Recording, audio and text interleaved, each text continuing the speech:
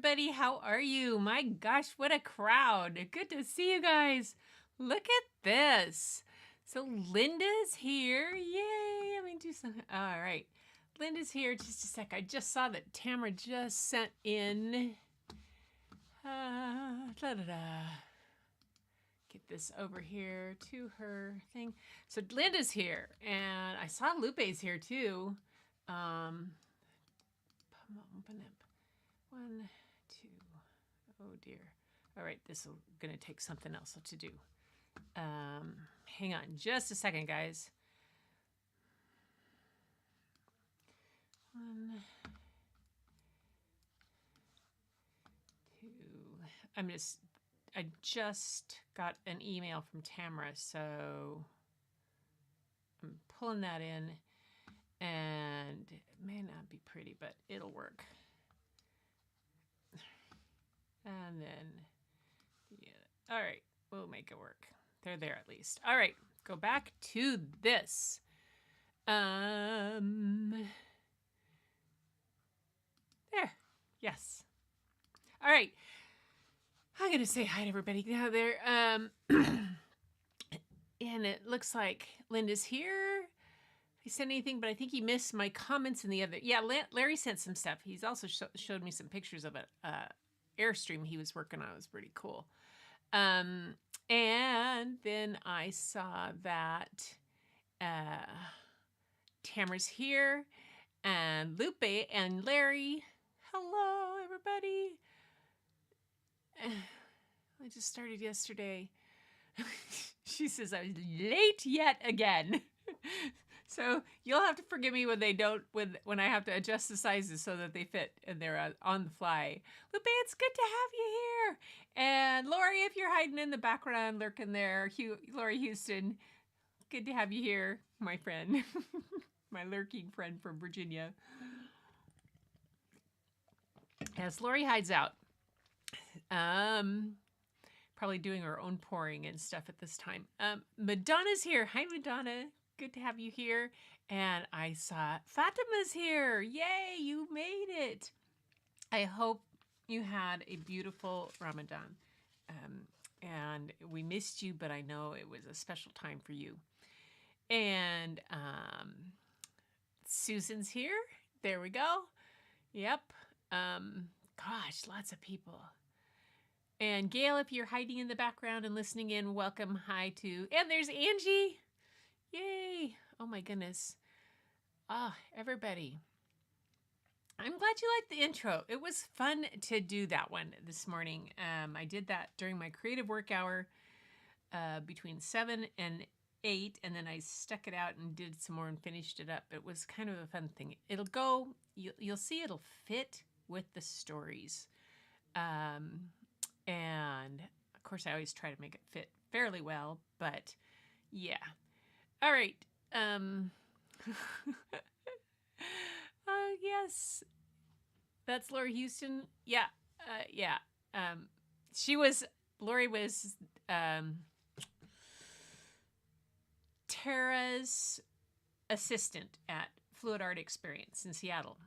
And Pieces of Tara Artistry. And Lori was one of the first people besides Fiona that I watched years ago at the beginning of the pandemic when not years ago, but when I first started watching some of these. And boom. So it was pretty funny when Lee and Jeremy called us up and to do something, and Lori afterwards like, Lori, and she lurks a lot in the background. So I'm sending out a shout out to Lori there. And why do I have a second camera on? Oh, I know why. Haha, I'll turn it off for now. You don't need to see two of me. Anyway, so tonight,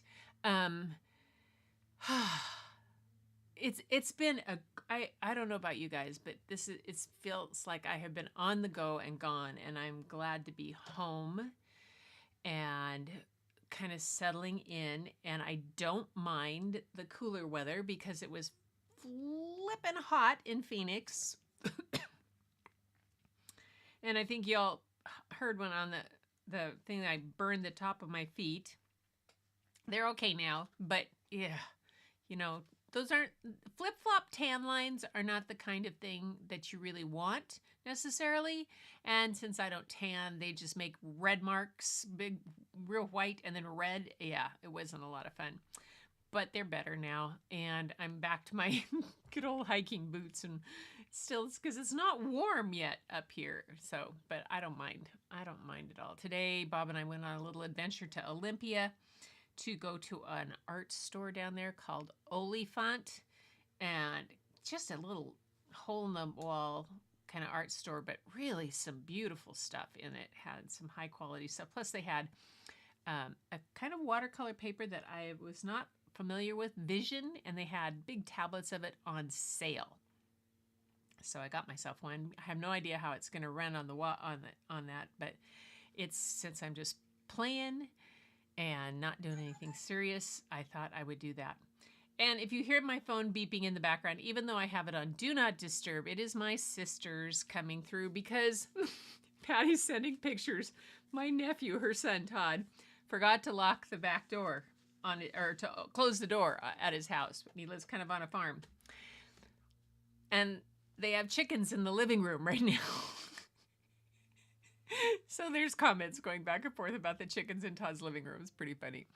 Anyway, yeah, I've done that. Burned my armpits. Yeah, I did that. Burned the back of my knees. My sister Carolyn actually was put in the hospital because she fell asleep at Golden Gardens one time when she first was over here, which is on the water, and singed her veins on the back of her knees. Yeah. I've burned the bottom of my feet, and if it could be burned, I've burned it. Not very smart, but don't do that anymore. At least unlike when we were kids, we used to do it on purpose, try to fry ourselves. Not so smart. Anyway, you guys, we have a good night tonight. I'm excited about both books and about your art. So I'm going to get rock and rolling here on this, and so that we can see what's up with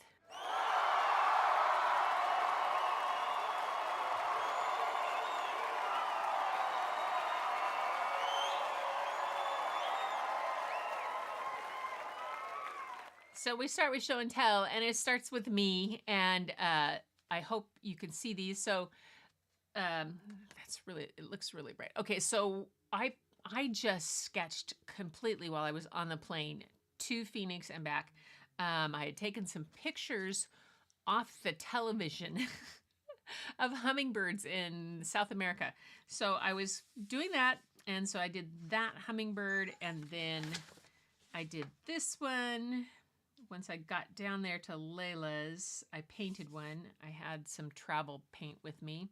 And it looks really, I don't know if it looks fluorescent to you guys. What's up with the camera? Maybe. I don't know why. Maybe the saturation is up way too much. There we go. Could be that. Yeah. And so I did that. Sketched a little thing on the plane of something from my neighbor from just down the hill. Let's see, what else did I do? A bit of a scene from Africa. This is kind of what the sky was like. I don't know what I'm going to do with it, whether there's background scheme, but I was just playing. Tried sketching one of the lions that I photographed. Layla got a hold of, let's see, not there. Oh, and I started working on trying to do pansies. I finally found another way to do pansies that I saw that this one didn't work so well, but I've been working on flowers. Goofy little birds, more little things. A Zentangle of a puffin, or no, it wasn't a Zentangle. Layla, what did she do with my Zentangle? Layla got a hold of a Zentangle that I was working on and started it. And oh, there it is. There it is. So she grabbed hold of this and started doing that, and then I had to leave, so I finished it. And this was a quail that I saw down at the desert botanical gardens. They had these very cool quails. So that was a combination of Layla and I. What else? Pansies. Yeah. Pansies, you can see. Pansies and dragonflies were my big thing to draw. Anyway, Lachlan helped me draw. There's the quail again. So, and yeah. Oh, and Lachlan helped me draw again. He drew a bear. So that was my art. Yeah, with grandkids, you just kind of don't know when your book is going to be crazy. And then last night I decided I wanted to try some goofy animals again, and I got these two done. At least started trying to get some idea of what they're doing. Who knows? Little character sketches. So that's my stuff. There's a bunch more, but I'm not going to bore you with it because it's, whew, we've got some other great stuff coming. Oh yeah, sun poisoning is a thing. Been there. Carolyn was hospitalized. It was not fun when that happened to her. Right. Hummingbird, love the bright colors. Yes. Thank you. Aslan. Yes. Let's see. What's that? Nope, that's just me, my hand. All right, here we have Larry. Now, Larry did, this one's called Sunsetter. The puffin I got, again, it was this photographer that I follow out of Scotland, and she was photographing puffins. And so I took some pictures off the television just so that I could get some ideas. Thanks. Yeah, whimsical. It's actually a kind of a quail, Linda. It's called a Garmin quail. I think it was what it was.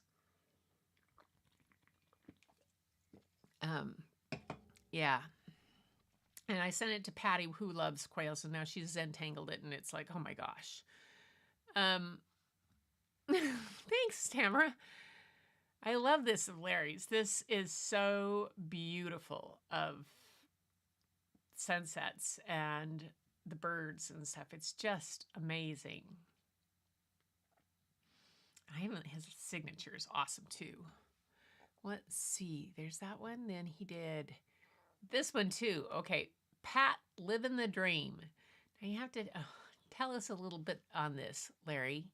What's the background on this, living the dream? Is this from the concert that you went to? You have to give me some details. Yes, he had really good reflection on the water. So I'm trying to see what his friend Pat.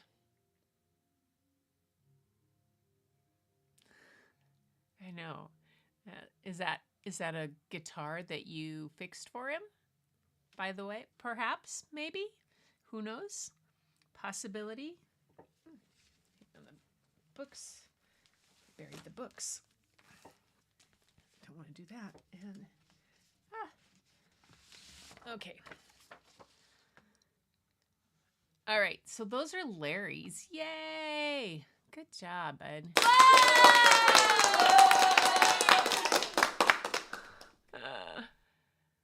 He's an awesome guitarist. That was his birthday present. Yes, it is. Figured it might be a guitar that you had worked on. Jeez, pretty amazing. Next, we have Madonna. And Madonna has... Hold it. Why is there... Oh, I can see. Dang below. Whoa! Something just went flying. There we go. Okay. There we go. Madonna, she has this one, and this one. There we go. Okay. Why is that dark in the corner over there? Trying to figure out. Oh, nope, it doesn't look like it's just my corner is dark. She had, these are on 11 by 14 watercolor paper, and they're watercolors and pen and ink. This one, and then the next one is another barn that she did. I love the glow on this one. I really love the glow on this one. This barn reminds me of barns that I grew up running around and going into and stuff like that. I love that one. There's a cool barn down in Sweet Home, Oregon that is this shape barn. I love them. I think those are beautiful. Absolutely beautiful. And then she has these two, and these two I cut and pasted from her email. These two are part of a class I'm taking on how to use watercolor crayons. Brave girl. I've been playing with those. They are fun to work with, but really take some getting used to. Having fun learning the new to me medium. The Pussy Willows are on a 5x8 piece of watercolor paper. And then you used watercolor crayons on that. And then the Sunflower Bud is on an 8x8 piece of mat board. And I also used watercolor crayons. I watched a review last night on different watercolor papers, and it's just amazing. And she purposely left out the real expensive ones, like the Arches and Fabriano, and who's the other one? I can't remember the real expensive ones. And focused on ones that were quote unquote more affordable, and how different they all react to different kind of things. And I know that there's some that work much better with watercolor crayons, and some that work even better with watercolor pencils.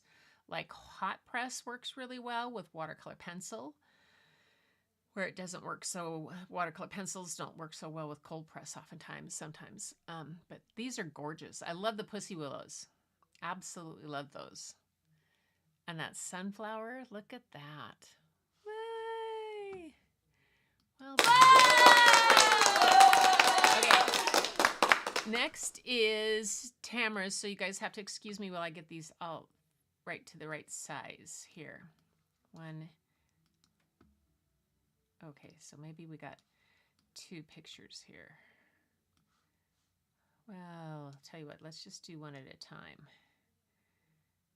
Here, I will hide these other ones that are behind.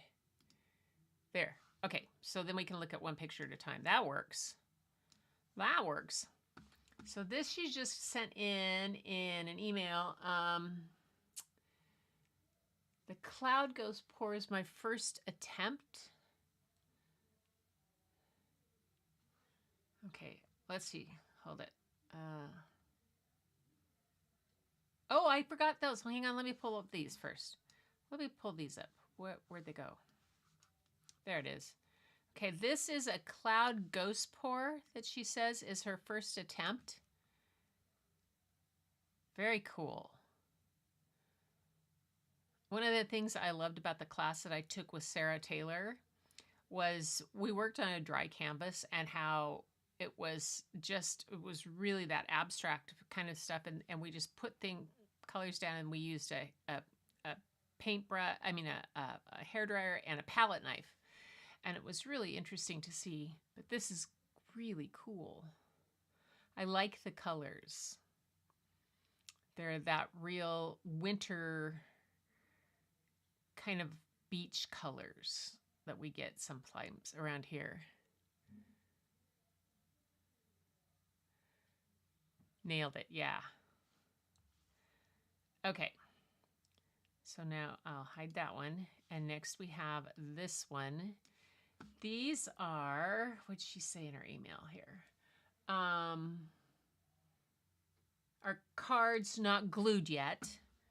So this one's a card, and then this one is a card. Let me get this one smaller so you can see it.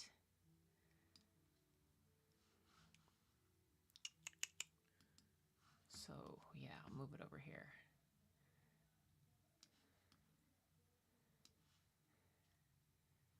Very cool.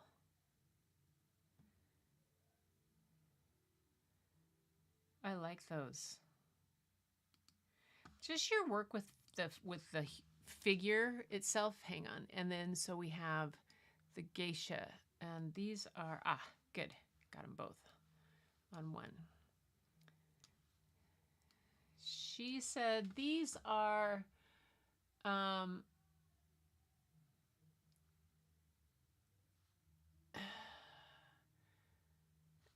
piece she started yesterday.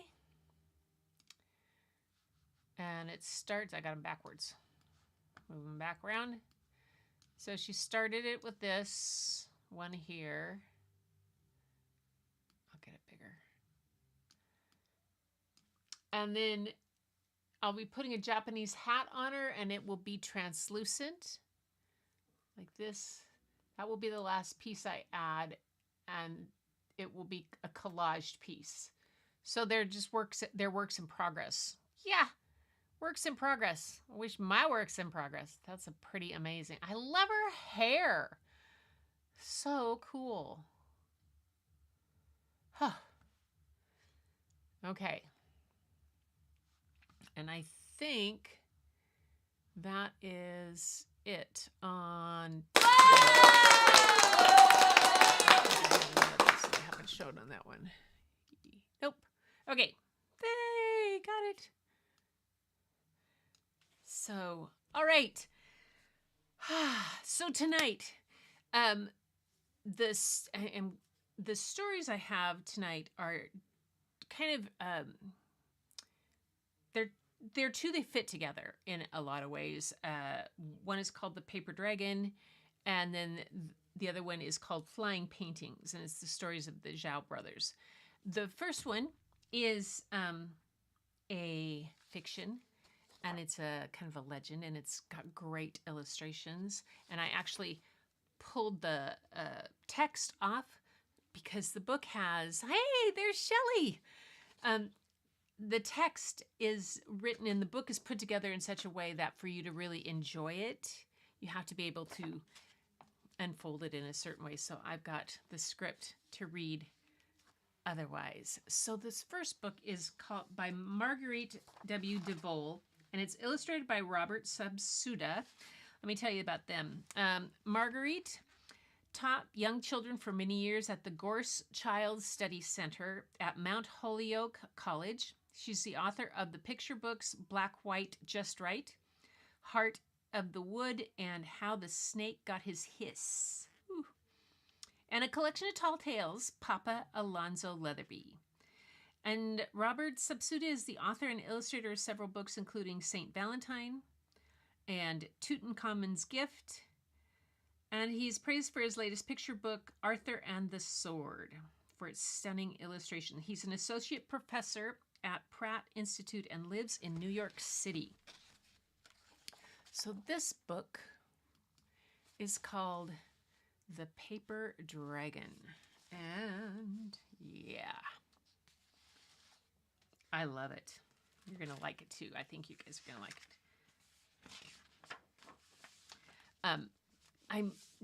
I want to get out my, I have, where is it? Oh, I have my Sume E brush, and I have my ink, and just the dragon in there, all the kind of the brush strokes, it just kind of inspired me. The Paper Dragon.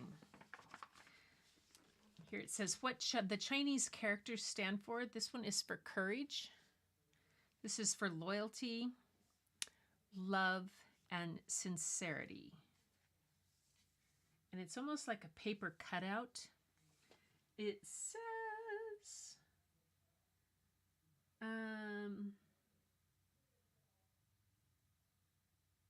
each picture has been cut from painted tissue paper created by the artist and adhered to Japanese handmade Sugikawashi paper. Oh, Doc's gonna have my head. Doc Rock is fluent in Japanese, lived there for a long time, and he's one of my coaches, and oh my goodness. Always getting it. So here. Now, I'm gonna get it so that you can see.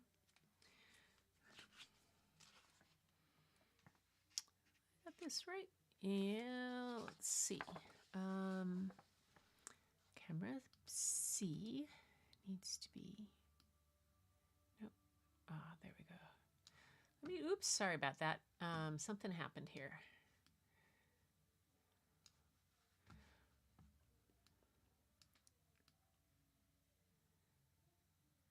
All right.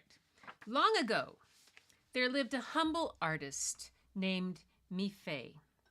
Between each day's sunrise and sunset, Mi Fei would dip his narrow brushes in colored inks and paint on paper scrolls. Let me get this back. Okay, hang on, guys, just a second. Something's on with the camera here. And let me do this. Some source blank there. Oh, I know why.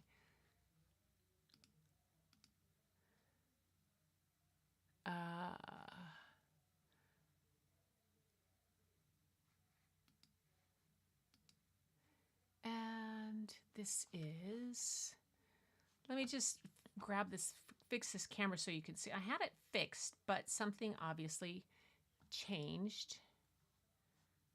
Source blank. Okay, let me give you a new camera overlay so that you can see the way I want it to fit.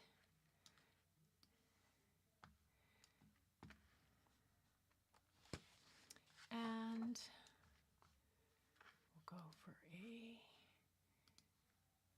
custom. Just talk amongst yourself while I do this.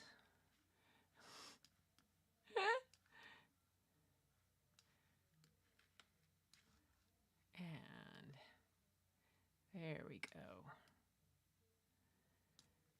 Now, I should be able to... Oh, why is this not doing this?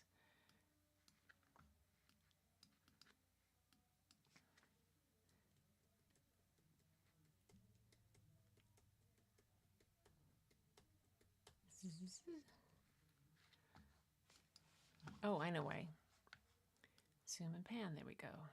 But something's going on with that part. Oh, custom. And custom. There we go. And lock that. And I'll do this. All right. Well, it was... There we go. There we go. Here we go. That'll work. We'll make that work. I'll start over. Long ago, there lived a humble artist named Mi Fei. Between each day's sunrise and sunset, Mi Fei would dip his narrow brushes in colored inks and paint on paper scrolls. He loved to paint the glorious past, scenes of the gods and their festivals, portraits of great heroes and their deeds. People from far beyond his village came to buy Mi Fei's scrolls, so they could learn about their gods and heroes as one would learn from books. But the artist cared nothing for the fame his paintings brought him. He was a simple man, content to live and work in his own village. When children crowded his windows to watch him paint, Mi Fei would call to them, "Come in." When neighbors appeared at his door, he put his brushes aside, ready to listen to their latest tale of triumph or woe. Mi Fei was happy, surrounded by people he loved. One morning, Mi Fei's work was interrupted by a messenger that shouted outside his window. "A messenger, a messenger," people cried as they ran past. Brushes hand, Mi Fei rushed to join his neighbors in the village square. The messenger, Mu Wang, brought distressing news. "The great dragon of Lung Mountain, Swu Zhen, has awakened from his 100-year sleep and is loosed upon the lands." The messenger gasped. "Its huge legs have trampled rice fields into the mud, and winds created by its lashing's tail have uprooted the mulberry trees, destroying the silkworms. Swu Zhen's fiery breath has scorched the tea leaves on the bushes. Villages everywhere are in ruins." "Someone must face the dragon," Mu Wenye warned the crowd. "Someone must convince it to sleep once more, or your village too will be crushed under the weight of Swu Zhen." The frightened people murmured amongst themselves, was anyone in their village brave enough and clever enough to confront a dragon? One by one, they turned to Mi Fei. You know about all the gods and heroes, one of the villagers said. Surely you can find a way to stop Sui Zhen. Mi Fei shook his head. I am no hero, he protested. Only a simple artist who paints the past. All I know is of heroic deeds has been told to me by others. But the villagers crowded around him, pleading for his help. Looking into their worried faces, he knew he could not refuse.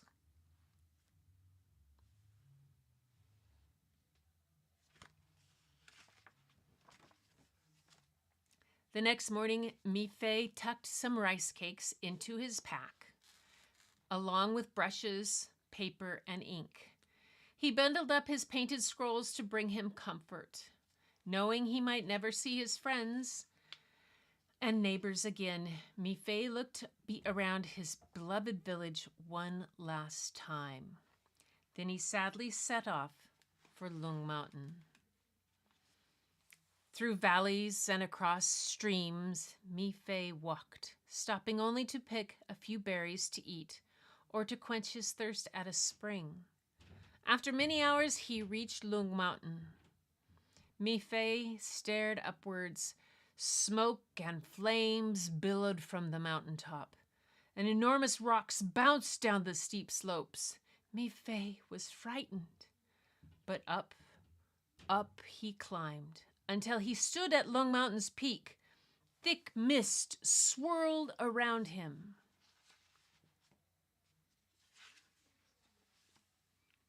Then, through the mist, with a rumbling roar so loud, Mi Fei thought his head would burst, a dragon appeared. Ha! Who dares to disrupt Sui Zhen, the source of fire, the heart of the mountain? Mi Fei trembled. He turned to run away from the terrifying sight, but the worried faces of the villagers filled his mind, and Mi Fei turned back to face the dragon. He bowed low and managed to say, I am Mi Fei, a humble painter of scrolls. Bright fire spurted from the dragon's nostrils, hot on Mi Fei's face.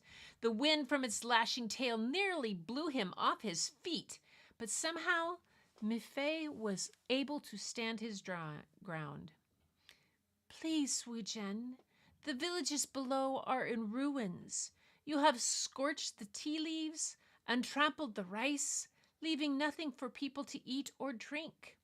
You have uprooted the mulberry trees and the silkworms are dying, leaving nothing for people to wear or sell.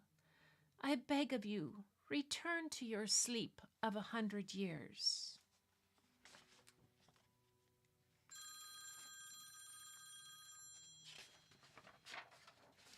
Huge scales glistened as the dragon coiled itself into a tight circle. Its red eyes glowed. Ha! Mi Fei, know that before I return to my ageless slumber, someone must perform 3 tasks. Until then, thundered the dragon, its forked tongue flicking in and out, I must prowl the countryside, trampling and burning all in my path. Mi Fei sighed. Could a simple artist stop Sui Zhen's devastation?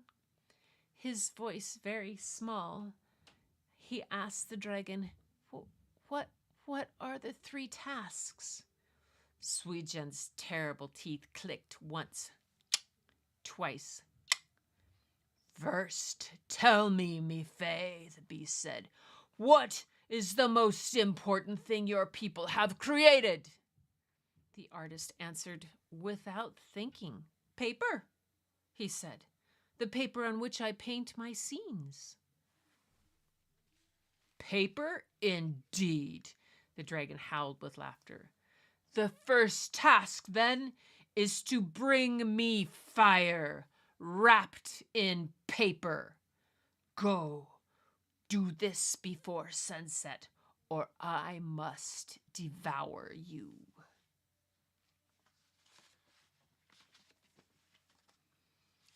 Mi-Fei crouched behind a large rock, seeking the shelter from the dragon. He shook his head. How can I carry out Sui Zhen's task? He said to himself. Impossible. I was foolish to say paper, important as it is to me, instead of brass or tin, but paper. Mi-Fei looked down at the bundle of scrolls he had carried from his village. People far and wide learn of their history from my paper scrolls, he thought. Perhaps knowing about paper can help me find answers for the present. Mi-Fei unrolled one scroll after another, looking at each of them carefully. On one scroll, he had painted a celebration of light, the festival of the first full moon. Mi-Fei smiled as he examined the scene. Then he took out his small knife and cut the paper scroll, folding and fashioning it into a different shape.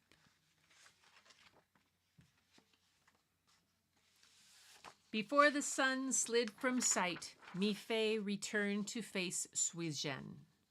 Although nervous, so close to the dragon, he took a candle stump from his pack and lit the wick from Sui Zhen's fiery breath. Mi-Fei placed the burning candle inside the paper lantern he had made.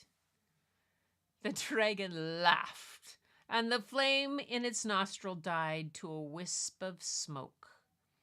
Mi-Fei knew he had succeeded. But then Sui Zhen began to whip its heavy tail back and forth so violently that the clouds in the sky were swept away. Your second task is to bring me the wind captured by paper, the dragon roared. Do this before noon tomorrow, or I must devour you.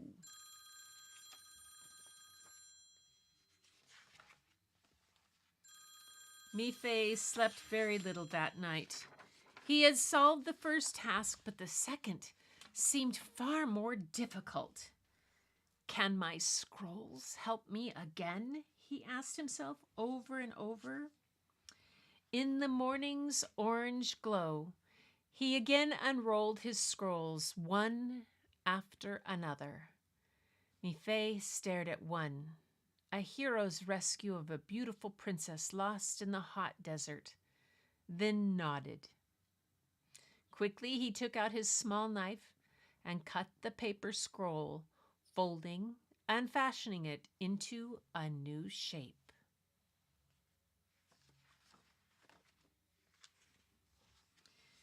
Mi-Fei found the dragon resting, its eyes closed. He approached the scaly beast and with the folded paper began to fan its face.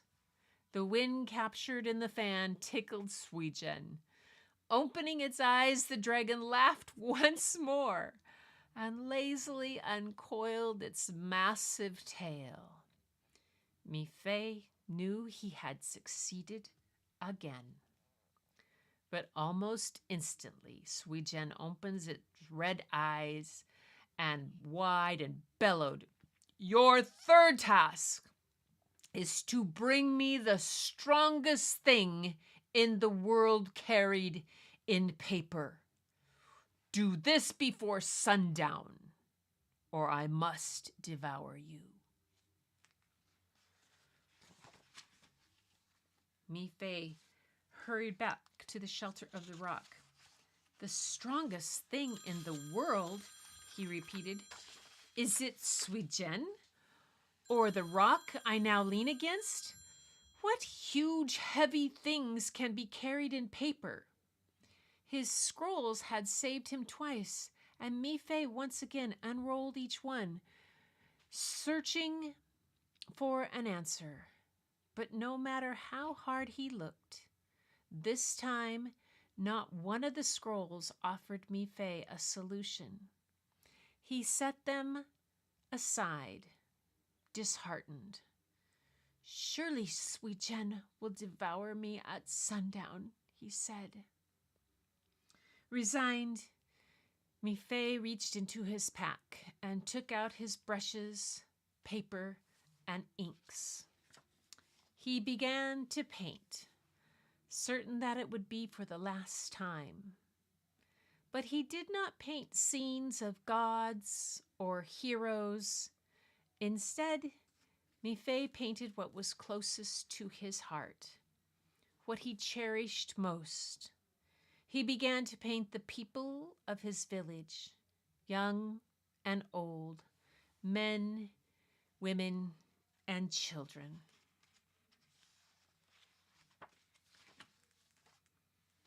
Mi-Fei worked until the sun arced low in the west, then wearily laid aside his brushes.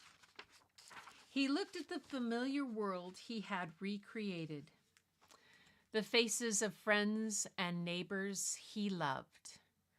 Words began to crowd his head, take shape, and became a poem.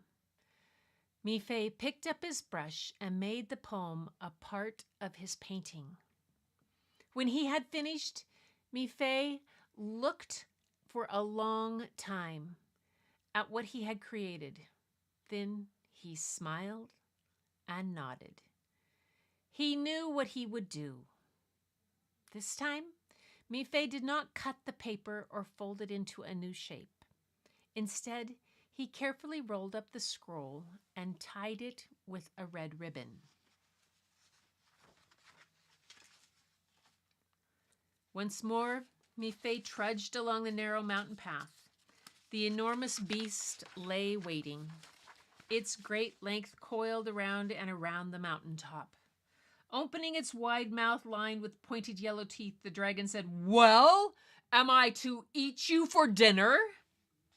And Mi-Fei held out the picture he had created and said in a clear, firm voice, "Love can move mountains, stretch the sky, calm the sea.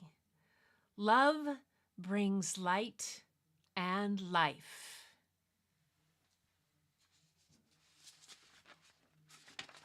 When he had finished, Mi-Fei looked into Sui Zhen's eyes. He was astonished to see that the dragon was shrinking. In a whisper rather than a roar, Sui Zhen said, "Thank you, Mi-Fei. You have found a way for me to sleep once more. Truly, the strongest thing in the world is love." And with that, the dragon became smaller and smaller until with a flip of its tail, Sui Zhen disappeared. In its place, Mi-Fei found a small paper dragon.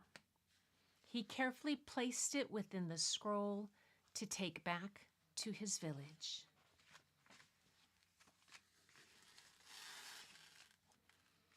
For the rest of his long life, Mi-Fei continued to paint the gods and their festivals, to portray the exploits of great heroes. He continued to paint portraits of the villagers he knew and loved. But whatever he painted, he always drew a small dragon in one corner to remind everyone of the strongest thing in the world. And that is the story of the paper dragon. Oh, yay. Oh, yay. Wasn't it a great story? Oh, these kind of legends stories are just some of my favorite. And the way this book is put together, that it was all paper cuts. All the illustrations were done by paper cutting. Painted tissue paper that they then cut out and glued down on that kind of paper. Oh, my goodness. My goodness. I'm so, that's just amazing. So, you guys up for another one? I've got one more. And, hi, Shelley. Love that illustrator. I know, it's just, that kind of, when that kind of artistry goes into the illustrations of these kind of books, that kind of things, it just amazes me. It's so, there's a book I know of, that the entire page is cut out from one piece of paper. Every little bit is just one piece of paper with the cutouts from it. Anyway, yes, please. So the next book is a nonfiction, and it's called Flying Paintings, the Zhou Brothers, A Story of Revolution in Art. It is by Amy Alznauer, and is the author of The Boy Who Dreamed of Infinity, a tale of the genius Ramanuj. She has an MFA in creative writing from the University of Pittsburgh, and when she isn't writing, she's teaching calculus and number theory classes at Northwestern University. Oh my gosh. And she's spending time with her family in Chicago. Now, the illustrations in this book are by the Zhou brothers. Shan Zhaozhu and Da Huang Zhao were born in China, where they started painting together on the same canvases. They left promising art careers in China behind when they moved to the United States and have flourished here as fine artists, creating work that is sold around the world, including a painting commissioned by President Obama and gifted to President Hu of China. They are the founders of the Zhaobi Art Center in Bridgeport, Chicago, where new artists work and show their art. And so this book, yay for math geeks, she says, yay, Lupe. Oh, calculus was one of my downfalls. But it's okay, I have other talents. This is called Flying Paintings, the Zhou brothers. Let's get this large enough for, there we go. There you can. And again, the artwork in it, that they've done their own artwork for this book. It's used. It says, the illustrations were done in ink and watercolor. So Madonna, just what you were doing in ink and watercolor. Let's get that just a little bigger. The story of revolution and art. At first, there was only one brother. He was not even a brother yet, just Shaoli, born in the back of a bookstore on the highest hill in Wuming, China. I love this watercolor and ink. All around him, books lay quietly on the tables, and out the window, mountains waited by the water. His grandmother, Popo, told him stories of paintings that once flew through the air and still lived on the mountain cliffs. She also told stories of violence. Bandits and their soldiers destroyed this store, she said. Twice I built it up again. The world is a beautiful and terrible place, thought Shaoli. Soon another boy, Xiaoning, arrived. He cried in his mother's arms so long and hard that Shaoli had to cover his ears and hide. A brother, too, is a beautiful and terrible thing, he thought.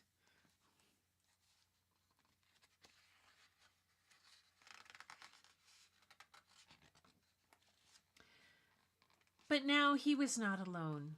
In no time, two brothers raced in the garden with slingshots and bare feet. Two brothers sat together, looking out the windows or learning to copy bamboo and plum blossoms with pen and ink, with brushes and ink. Oh, Larry, I'll show your Airstream pictures at the end. We'll bring them up. No problem. They're right there. And plum blossoms and brushes and ink.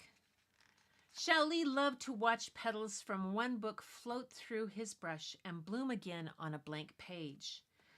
He also loved to kick Xiaoning, sitting so close, and Xiaoning loved to kick back. To become an artist, Popo told them, you must possess the highest spirit. But the new People's Republic of China did not appreciate the high spirits of people who ran their own stores and made their own art. They threw the brothers' father into labor camp and later their mother into prison. They came and burned all the books, turning the words and paintings to ash. Even art, thought Xiaoli in tears, is beautiful and terrible. Popo finally closed the bookstore and moved the family into a hut near Daming Mountain. Soon Xiaoli was sent to work on the mountain itself. Again, Xiaoli was only one brother.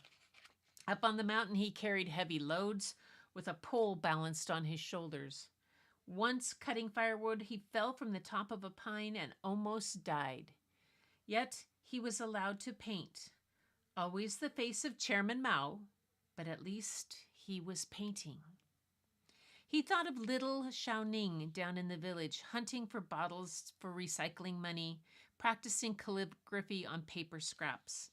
How Xiaoli longed to sit with him by the smoke of light of a cooking fire and listen to Popo's stories.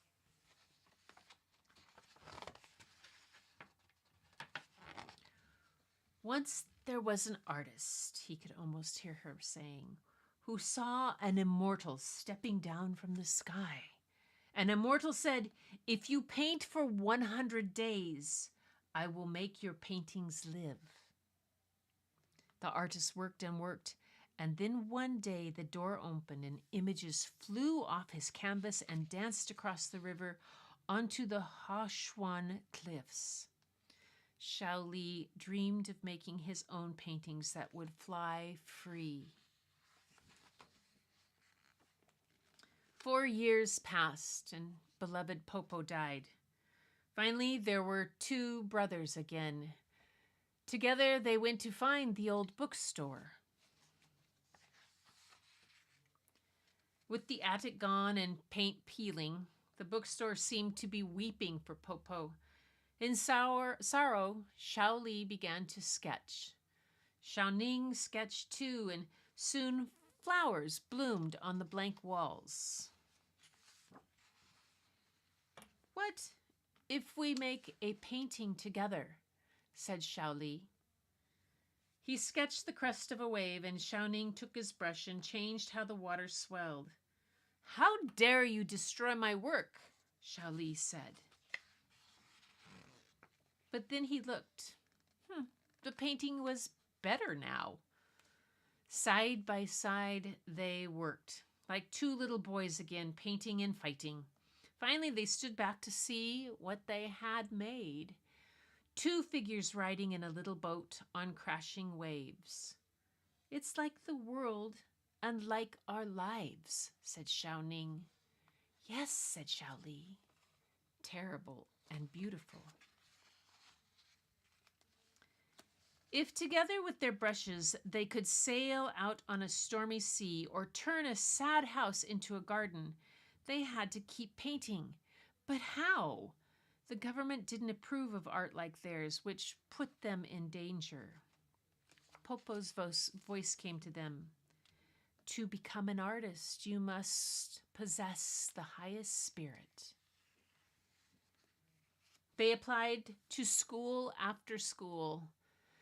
Finally, an art school in Shanghai accepted Xiaoli, but not Xiaoning. Xiao Li sent art supplies home, and Xiao Ning sent letters back. What is left for me is only loneliness, he wrote.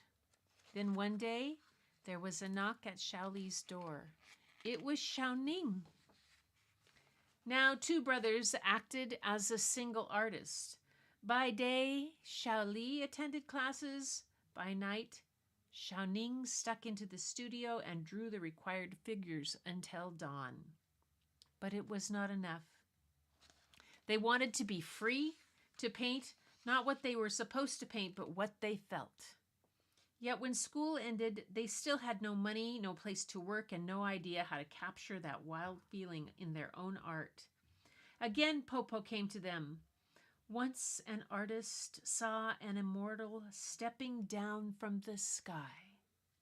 Yes, they would return home and go see the cliff paintings. Perched in a rowboat or up on a bamboo ladder, they spent days copying the ancient figures. Some looked joyful, dancing and drumming, and some angry, holding knives. Living on raw fish and wild plants, they sketched and sketched until the images entered their dreams and mixed with their own joy and anger. And their dreams grew until they seemed to catch up everything. The little bookstore, Popo, their lost family, and all the years of toil and hope. In a frenzy to paint their dreams, the brothers found a dusty warehouse and worked in secret day and night, always side by side on the same canvas.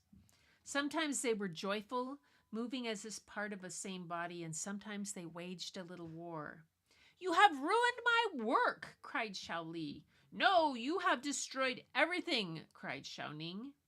But always they found a way to go on together. Around this time, China was changing. The government began to celebrate not just paintings of Chairman Mao, but ancient Chinese art and modern art from Europe and America. So when Xiao Li and Xiao Ning finally opened the warehouse door, it was as if the wild images came to life and flew out into the world. Each canvas was a battle of paint that transformed what was once two into a single dance, what was old into something new, and what was terrible into something beautiful. Today, the Zhou brothers are world-renowned artists. They work together in a brick studio in Bridgeport, Chicago. Often it reminds them of the bookstore that once stood on the highest hill in Wuming. Inside, paintings hang quietly on the walls. Outside, instead of mountains, buildings fill the sky, and here, too, sometimes violence flares. But often, people walk inside and study their painting so long and hard that the images lift off the canvas and enter their own dreams. And that's the story of the brothers. It says, the story I tell here is the legendary bones of their lives that brought forth this new magic. To create the story, I left out many things.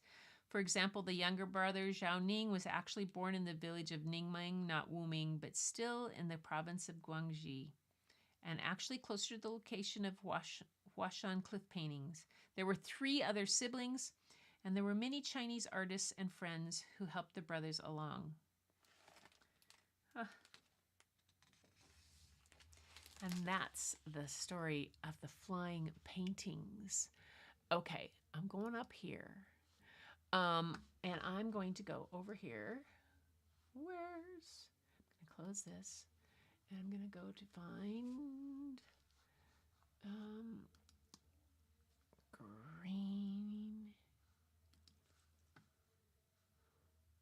There it is. And all right. Hang on, you guys. We are going to see Larry's. Okay, I'm just going to pull him over right over the top of Sunsetter because that makes it easy. Come on. There it is. Okay, here's the first one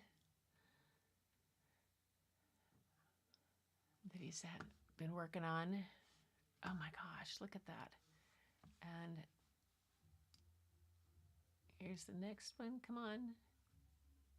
How beat up it was. It had to get put back together. Oh my gosh.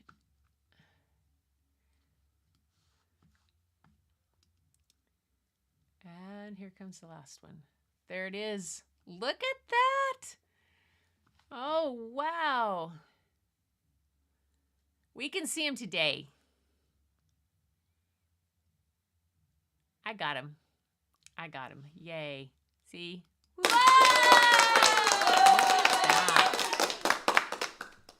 Oh my goodness. So let's see. We are at the Airstream. I'm at that one. So if I get rid of that one, you can see how much. Okay, so really it's like this is the first one where it's really torn up. I mean, there's no windows, there's no top, and then this one, look at that.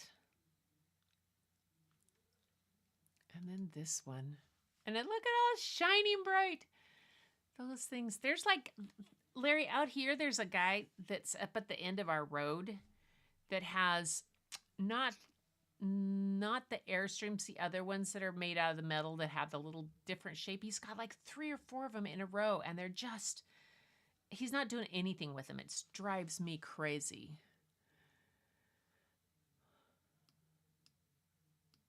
Yeah, so cool. Well done, Larry. Thanks I'm glad you guys said something so that I got them out there. I didn't know that they were for showing everybody. All right, here I am back to, where am I? Here. There. Come on.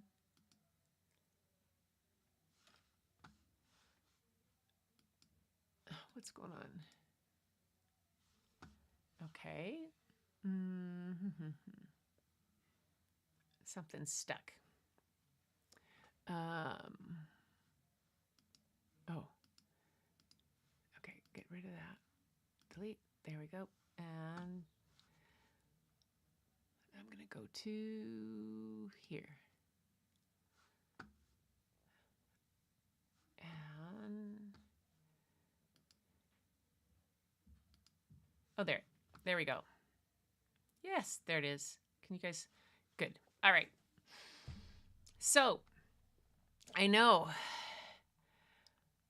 fireplace screen that's giving me the councilman, a Japanese princess. I have a really cool fan. I should have brought. I'll take a picture. It's Bob got for us.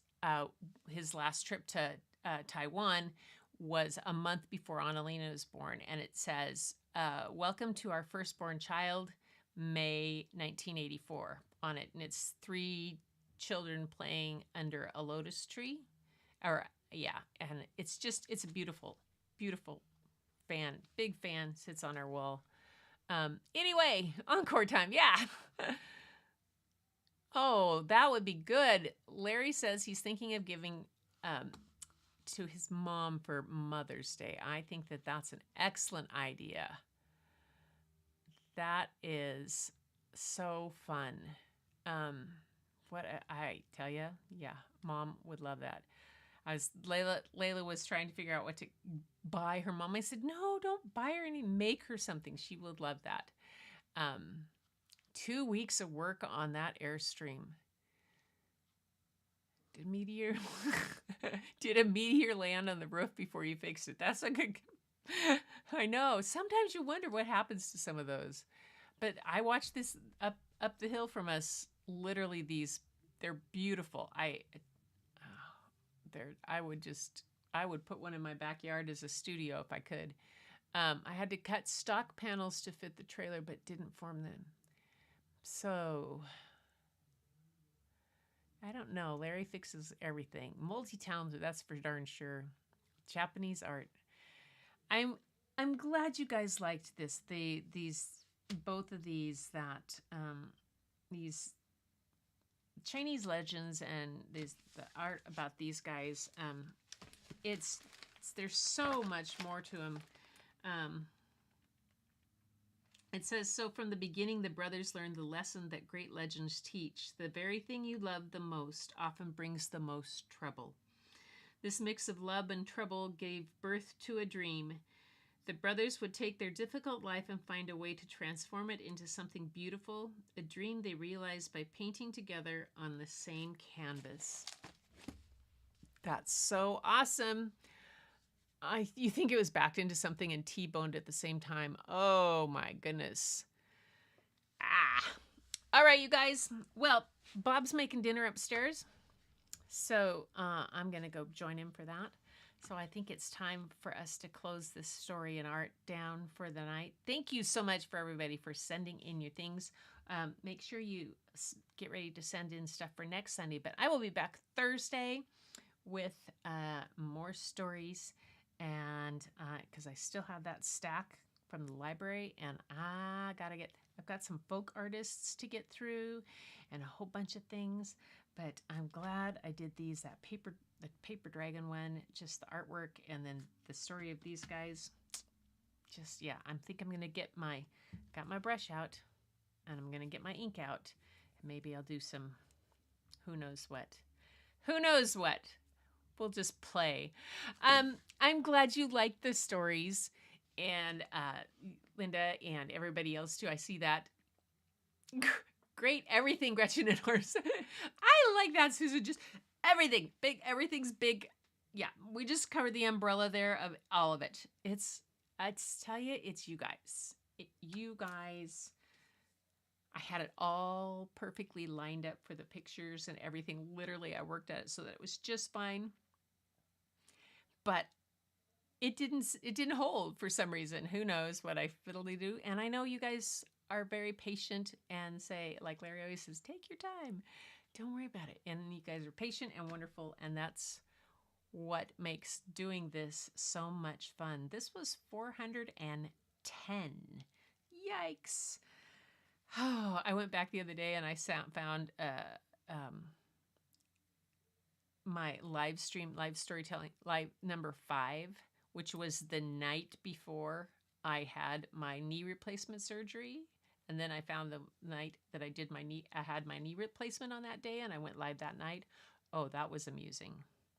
That's amusing. But it was fun to go back and see how things have changed, and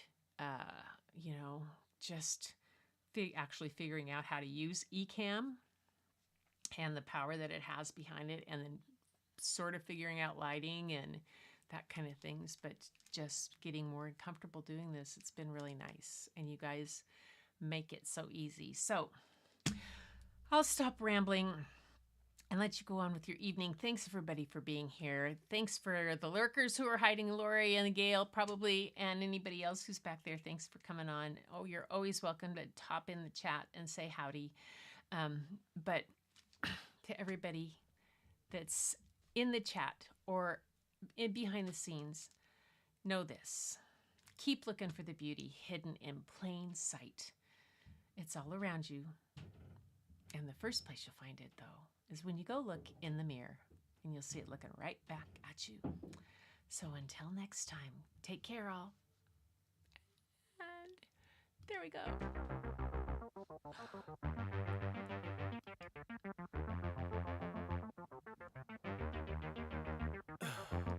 In the heat of the night, we could get lost in all the lights and sounds.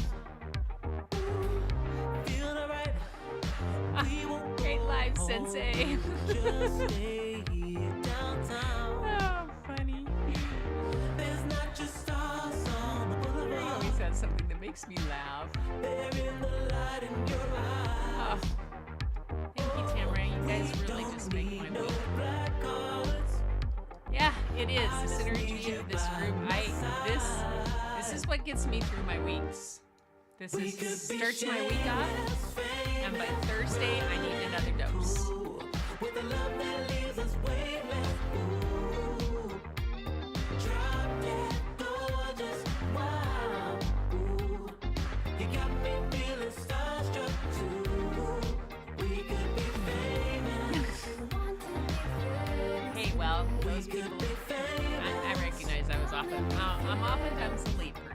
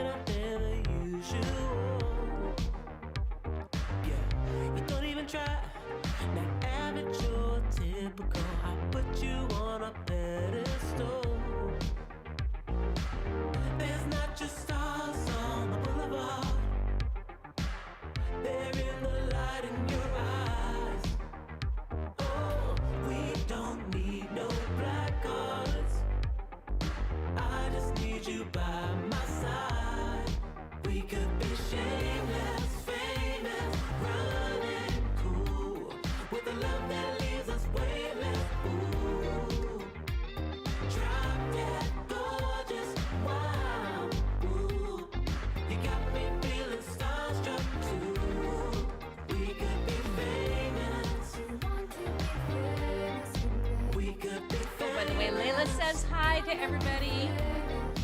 We could be famous. Oh, Ruby, I'm so glad you made it tonight. We could be famous.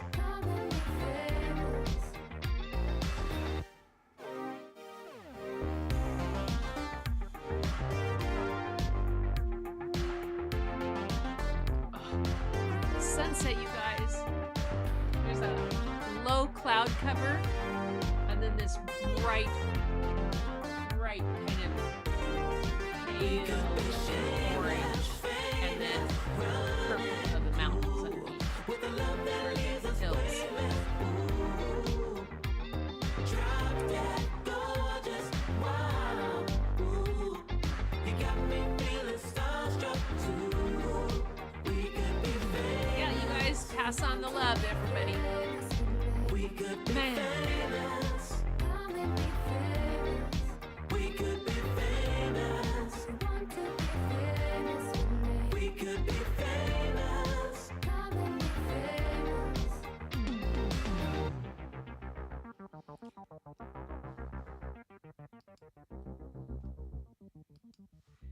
Night, everybody.